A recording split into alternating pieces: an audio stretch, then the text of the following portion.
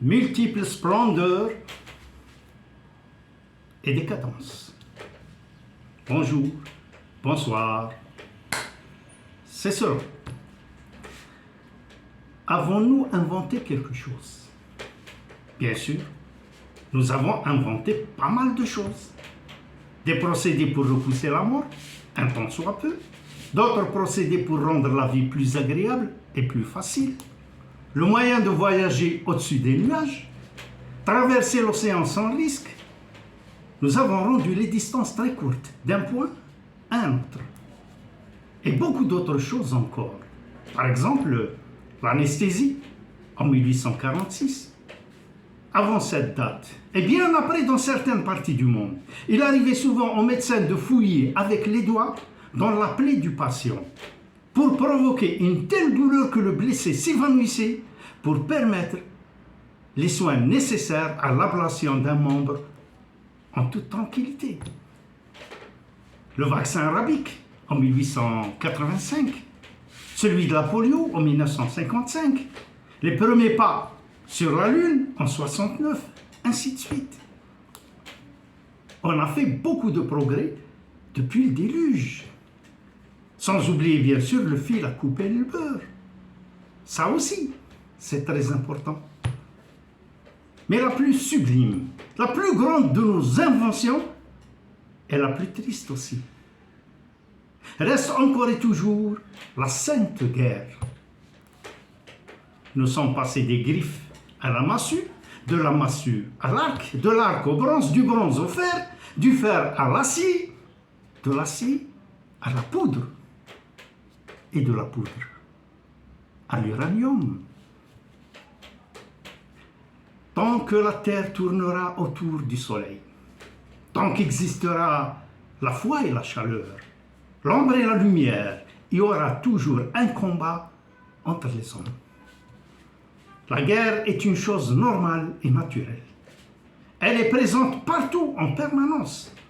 Elle n'a ni début ni fin. Elle est éternelle. La guerre entre les hommes est le sens même de leur vie, inventée du temps d'Adam, Caïn tuant Abel.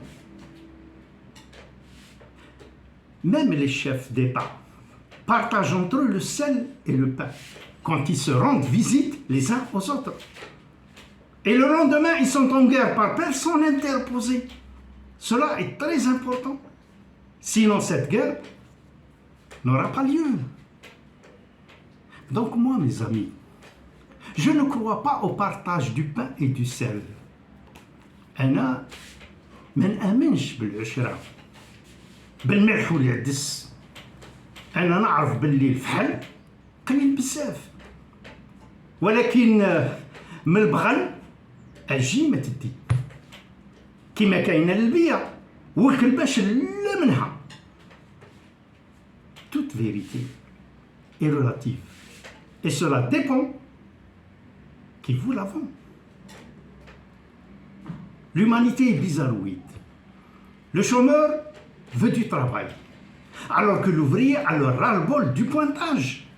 Le pauvre veut la richesse, le riche est blasé par l'opulence.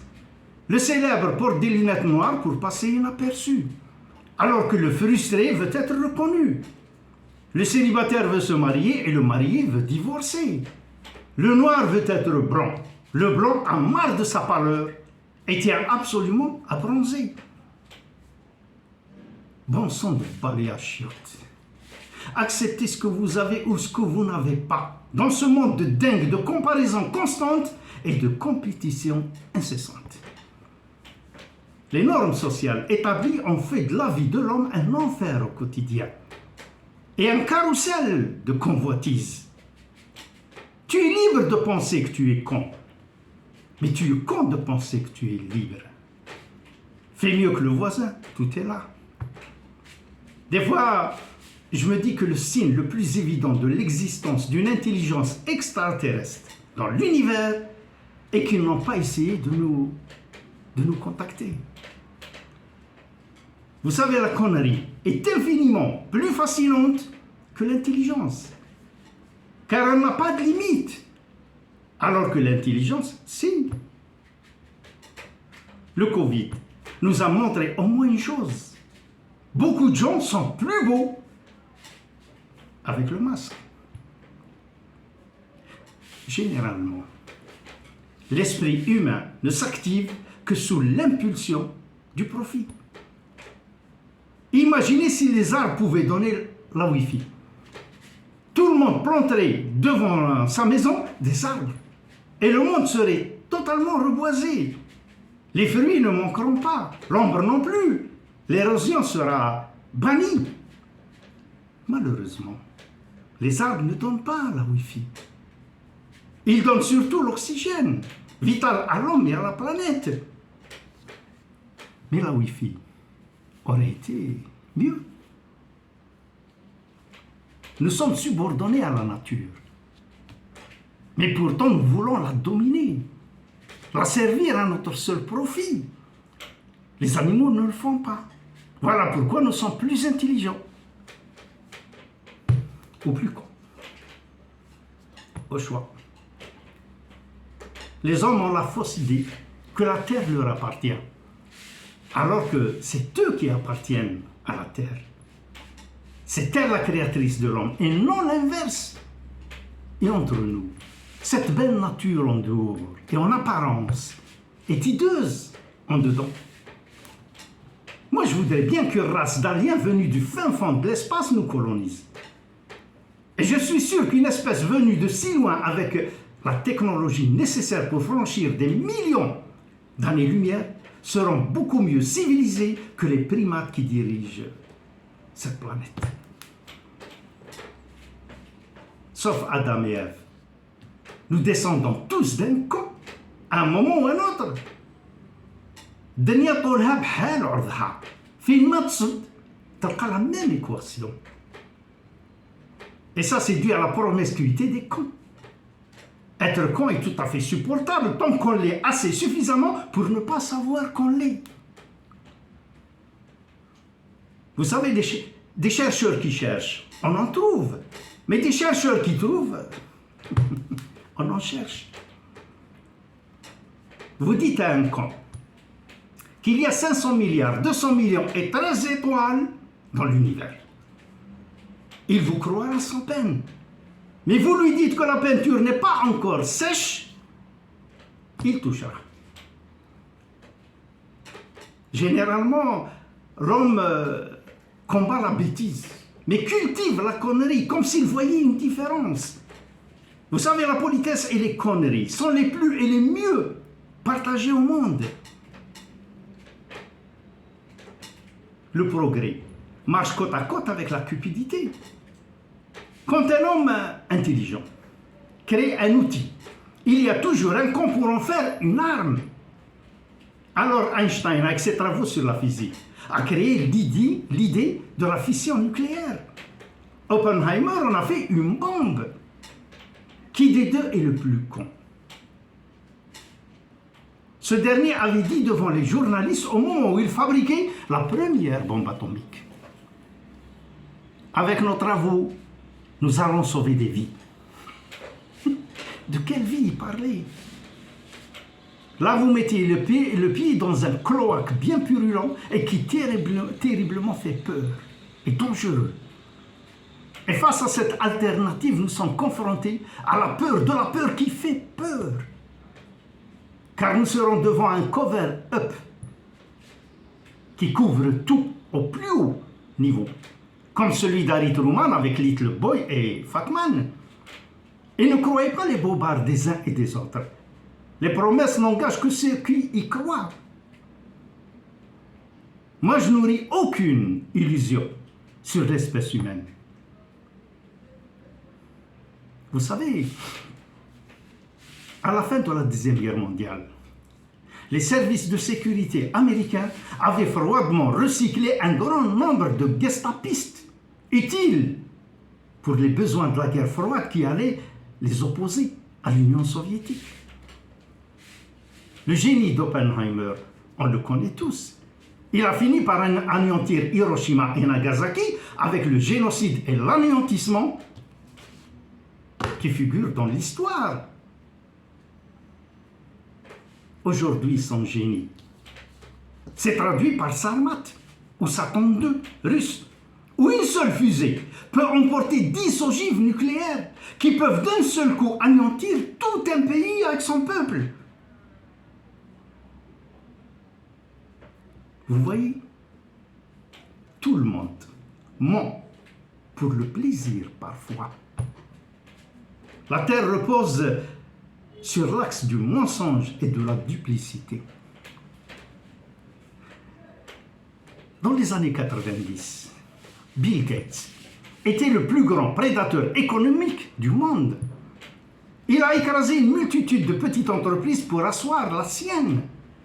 Il a ruiné une multitude de petites industries pour développer sa multinationale. Il a longtemps fait comme ces navires-usines qui vont en haute mer et raflent avec leurs immenses filets tous les bancs de poissons d'un seul coup. Et ne laissent rien aux petits pêcheurs qui n'ont que leurs petits filets pour survivre. Le grand chalutier usine déverse sur les quais en entrant, non pas du poisson, mais des tonnes de cartons remplis de boîtes de conserve. Vous savez, Bill Gates est plus riche individuellement que 45 pays d'Afrique sur les 54.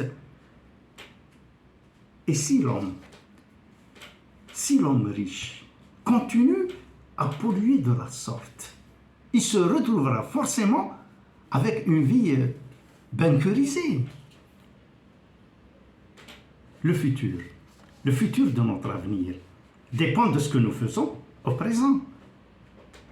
Les armes de demain, par exemple, des faisceaux laser atteignant leur cible d'une manière instantanée. Entre le tir et l'impact, aucun moment perceptible. Des armes de poing à micro-ondes qui peuvent tout balayer. Des canons électriques d'une portée de plus de 300 km.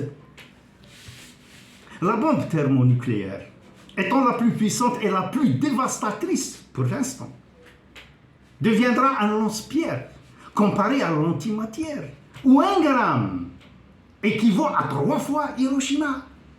1 gramme. Depuis plus de 5 décennies que le CERN français, CERN, essaie de produire de l'antimatière. Ils n'ont pas dû en produire plus de 10 milliardièmes de grammes avec les solutions connues. Et on estime à 1 million de milliards de dollars le coût de fabrication d'1 gramme. Pour l'instant, la science avance avec le génie de Paul Dirac.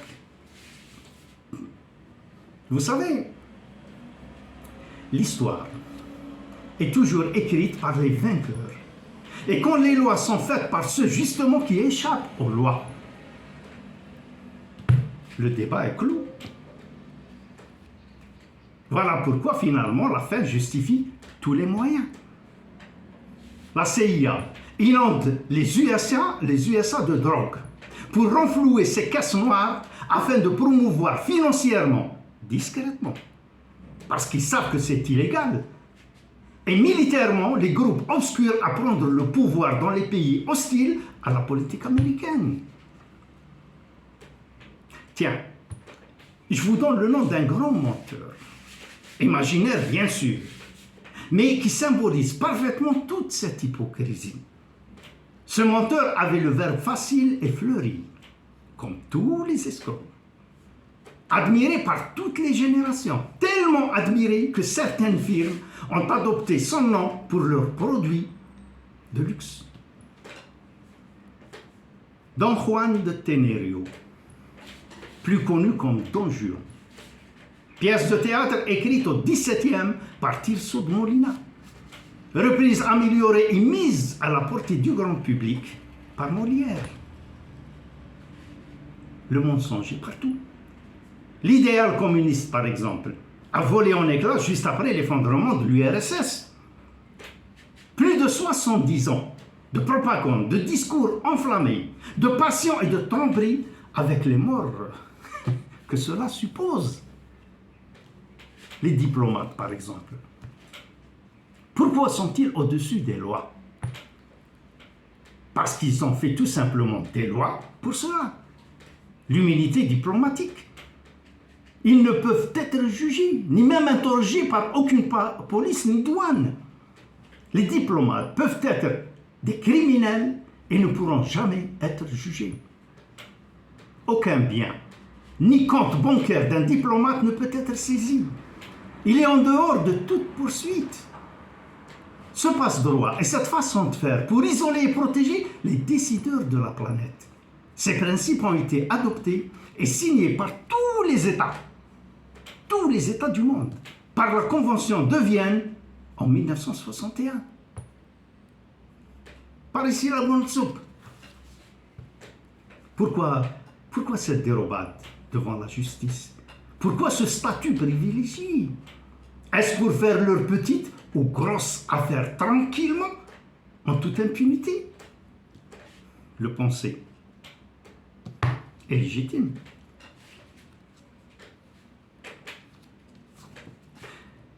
L'ambassadeur du Zaïre percute et tue 2 enfants, 14 et 13 ans, sur un passage protégé à Paris en 1996.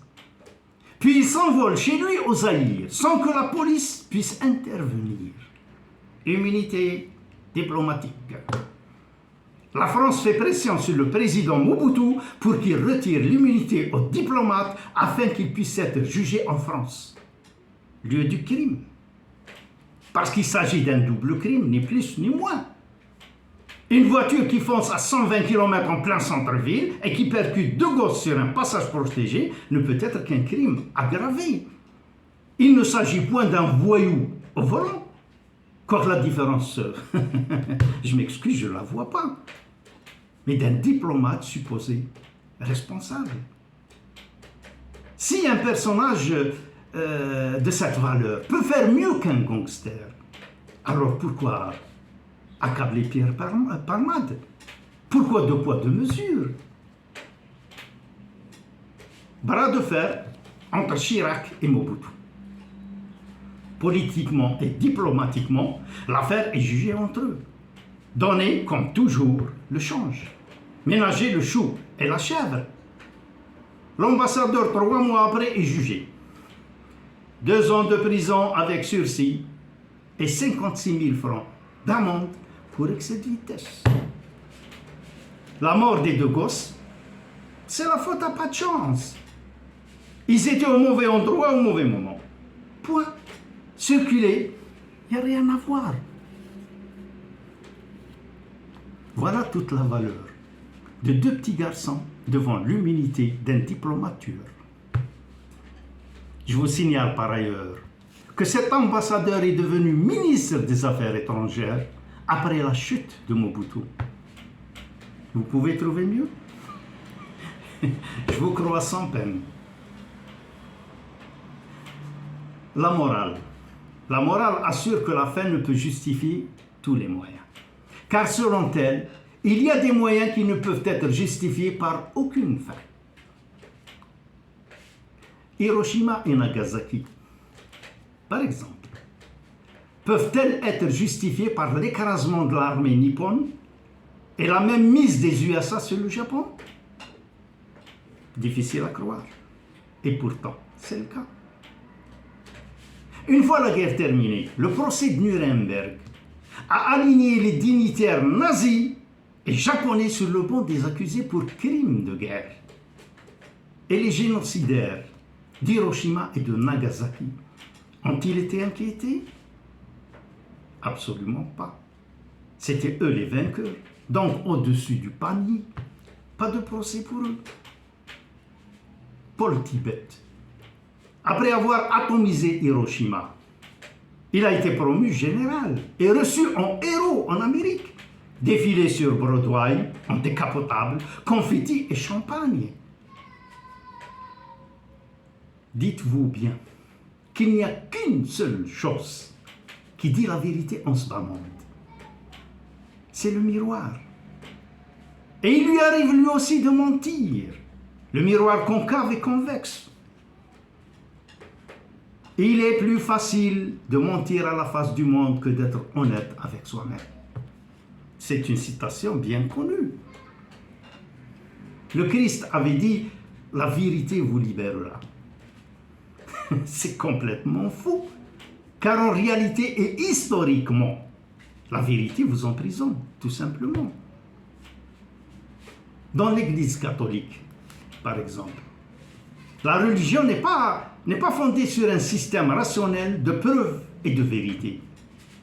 Elle subsiste car elle répond à un besoin vital de la société.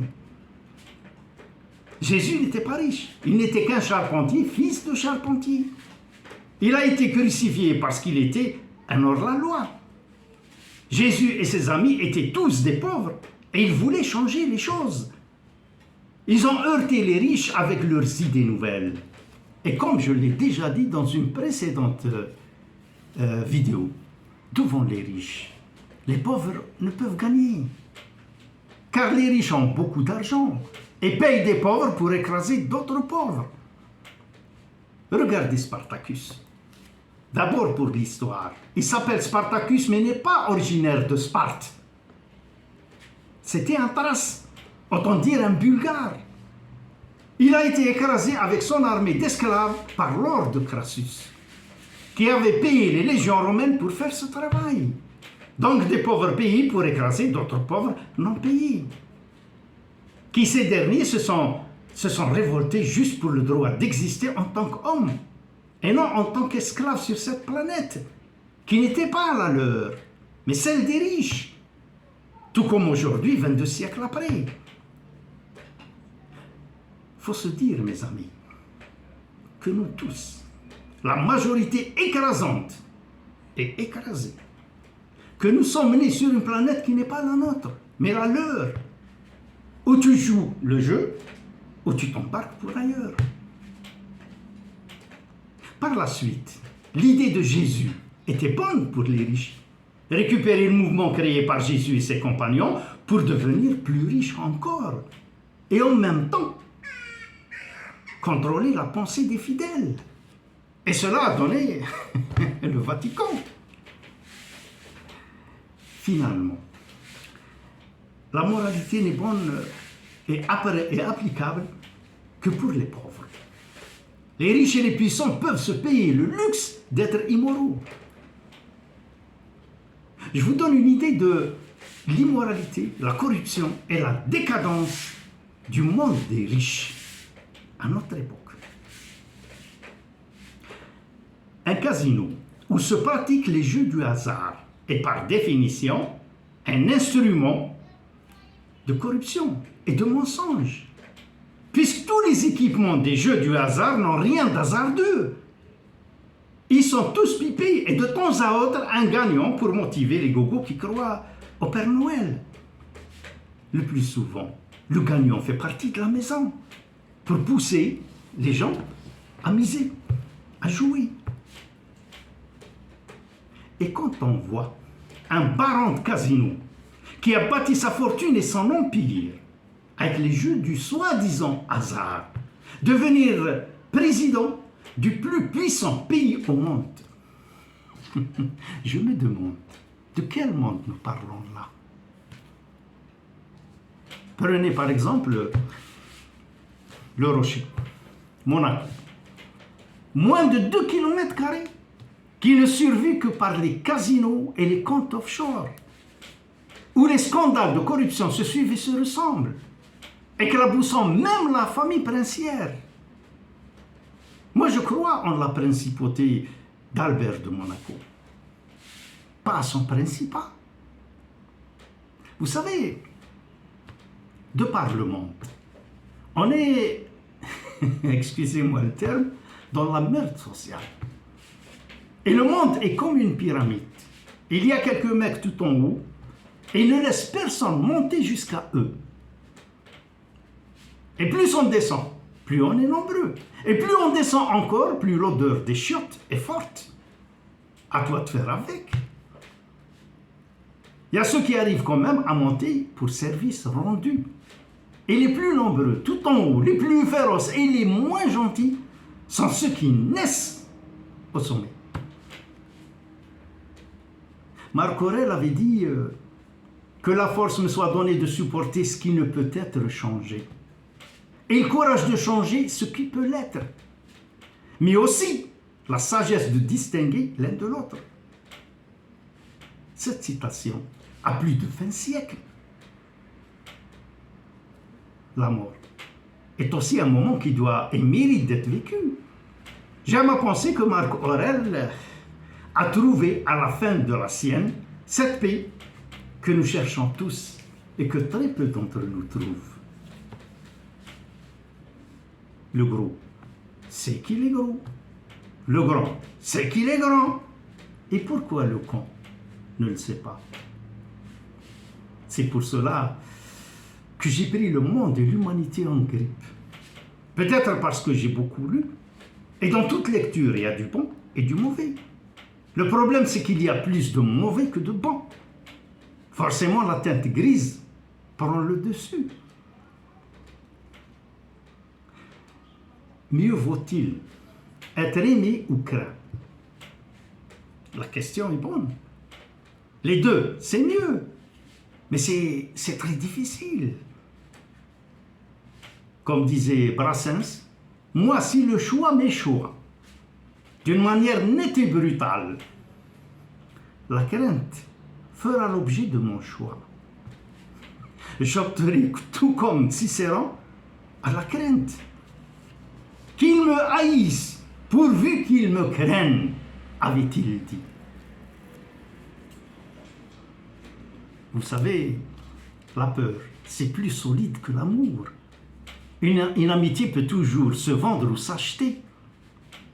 Et je vous dirais que toutes les grandes causes de l'histoire ont chuté par la trahison. Et qui peut trahir? Sinon, un proche. La confiance est à la base de tout effondrement. Einstein, sur son lit de mort, avait dit cette phrase. Nous ne le saurons jamais. De quoi il parlait exactement? Nous ne le saurons jamais. Hélas. Alors, pour fuir toute cette absurdité, je suis prêt à aller là où la main de l'homme n'a jamais mis le pied. Comprends qui veut. Ciao. Au fait, ça vaut ce que ça vaut. Contrairement au cerveau, l'estomac fait toujours signe quand il est vide. Faites ce que vous voulez de toute cette splendeur. Et vous savez, finalement, si tous les cons se mettaient à voler, il fera nuit.